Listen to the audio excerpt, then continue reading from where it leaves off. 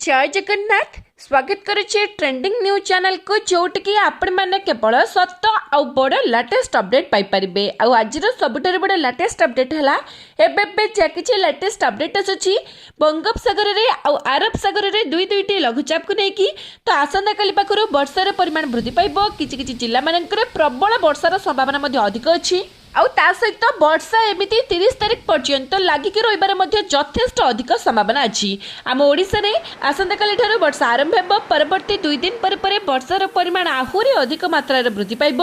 किछि जिला मानकर heavy to very heavy rainfall बा प्रबल रु अति प्रबल वर्षा हो पारे। सहित पछक पछ डिसेम्बर प्रथम सप्ताह रे आउ एक लघुचाप संभावना अच्छी। तो प्रकृत में आगक केते प्रबल वर्षा हे दुईटी लघुचाप प्रभाव केउ जिला मानकर केते प्रबल रहिबार संभावना सबुठारु अधिक अच्छी। तो सबको जानापी निश्चित भिडियो को शेष पर्यंत देखंतु। जो सांग माने जो भाई माने आज नुआकारी चैनल को आसते चैनल को सब्सक्राइब करके पाखरे आसुवा बेल आइकन को प्रेस करी ऑल नोटिफिकेशन को ऑन करंतु। पर्टिकुलाली आपण मानक जिल्ला मानकरे आपण मानक एरिया मानकरे आगको संभावना थिबा वर्षा बन्या बात्या आ लघुचाप सब लेटेस्ट आउ फास्ट अपडेट आपण मानक पाखरे पहुंची जिवो। सेमिति भल पाइबा आपण माने जारी रखिबे। वीडियो को समस्ते गोटे गोटे लाइक निश्चित करिवे। तो डेरी न करी आरंभ करिबी कोन।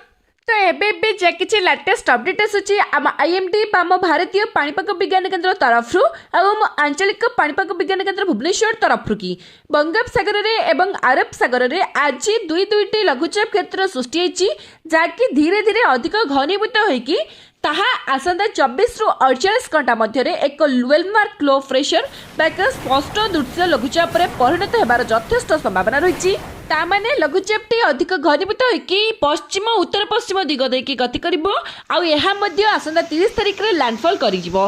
पाखापाखि 5 रु 6 दिन यह समुद्र मध्य समय बितेइबो। तो जार फलस्वरूप लघुचापटी अधिक घनीभूत होबार संभावना अच्छी। किछि वेदर फोरकास्ट मॉडल मध्य आकलन करुछन्ति कि एहा अवपेत बा डिप्रेशन रो रूप नहीं पारे, किंतु वर्तमान प्रेडिक्शन अनुसार ये जो लघुचाप क्षेत्रटी सृष्टि होइछि तार प्रभाव रे आम दक्षिण भारत एवं पूर्व भारतर अधिकांश राज्य मानकरे एहार प्रभाव रहिबो। केवल ओडिशा नुहे ओडिशा समेत तमिलनाडु तेलंगाना आंध्र प्रदेश कर्नाटक केरल पर्यंत प्रबल वर्षार संभावना अच्छी। तो आम ओडिशा रे स्पेशली जानिबा कि केबेठार वर्षा आरंभ हेबो। देखंतु आसंता काली पाखर किछि जिला मानकर झिपिझिपि वर्षा आरंभ हेबो। आज मध्य आपण माने देखबा पई पाइथिबे कि अधिकांश उपकूलवर्ती जिला मानकर पाग मेघुआ थिला। समुद्र तटवर्ती एरिया मानकर हल्का पवनर बेग मध्य अधिक थिला। आसंता काली ठारे पवनर बेग टिके अधिक रहबो। ता सहित झिपिझिपि वर्षा मध्य आरंभ होइजिवो। परे परे 27 तारिख बा 28 तारिख पाखर वर्षार परिमाण वृद्धि पाइबो, कारण 30 तारिख एहा स्थलभाग अतिक्रम करिवार संभावना अधिक अछि। केउठी ना सेम से उत्तर तमिलनाडु आ दक्षिण आंध्र प्रदेश मध्य। तो जहाँ प्रभाव रे सेम से दक्षिण ओडिशार अधिकांश जिला मानकर प्रभाव टिके अधिक रहिबो। जेमिति कि आपणकर पुरी गजपति गंजाम रायगढ़ कंधमाल कोरापुट मालकानगिरी नवरंगपुर ते सब जिला मानकर वर्षार परिमाण बढ़िबो। किछि जिला मानकर हेवी रेनफॉल बा गोटे दुईटी स्थान मानकर heavy rainfall heavy to very heavy rainfall हेबार मध्ये संभावना अछि।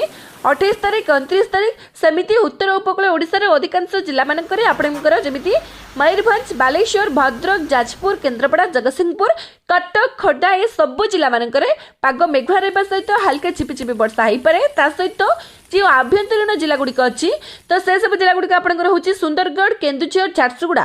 तो ये सब जिला मानकर पाग कोहला रहा सहित स्वल्पर मध्यम धरणर बा स्लाइट रेन हबार संभावना अच्छी।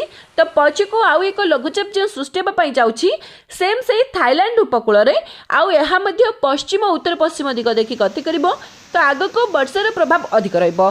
तो आम आशा करबा कि आगक ये लघुचाप गुड़िक घनीभूत होकर डिप्रेशन बा डीप डिप्रेशन रूप न नेउ, किंतु केउ जिला मानकर आगक केते प्रबल वर्षा हेबो लघुचाप प्रभाव केउ जिला मानकर अधिक रहिबो जहाँ भी किसी क्लियर अपडेट आसो वेदर फोरकास्ट डिपार्टमेंट तरफ सांगे सांगे मु अपलोड करदेवी आपण मान पाखे पहुँची जीवो।